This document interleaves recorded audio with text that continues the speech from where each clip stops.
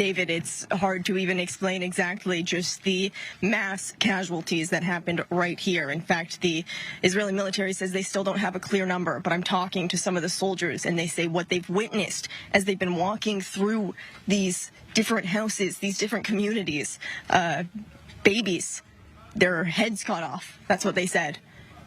Gunned down, families completely gunned down in their beds. You can see some of these soldiers right now comforting each other.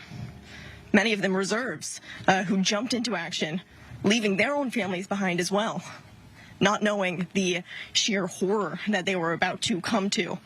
They say they've never experienced anything like this. This is nothing that anyone could have even imagined when you're walking through here. Baby cribs thrown to the side. Doors thrown wide open. Still some Israeli bodies still here because the fighting in this community just ended just recently. So many of these troops are still going house to house, door to door. It's taken them sometimes 30 minutes, 40 minutes, because many of these houses are also still have grenades in them, booby traps. In fact, as we're trying to get closer to some of these scenes, we're being told, no, get back from some of these Israeli military because there are still grenades in the area. I want us to keep walking through, continue to kind of see the destruction that's happening on the ground here.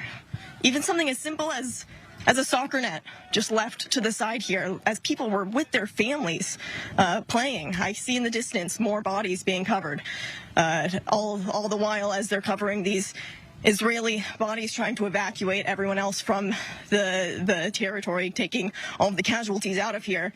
It's also littered with the bodies of terrorists. So we're hearing from one of the lead commanders here. It was anywhere from maybe 70 armed terrorists who made their way here from the Gaza border fence, which is less than a quarter of a mile away.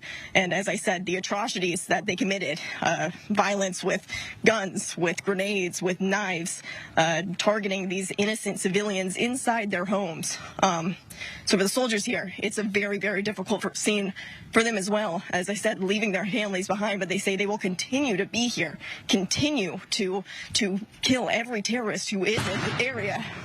You can hear we're very, very close to the Gaza Strip, so we continue to hear artillery firing overhead as well.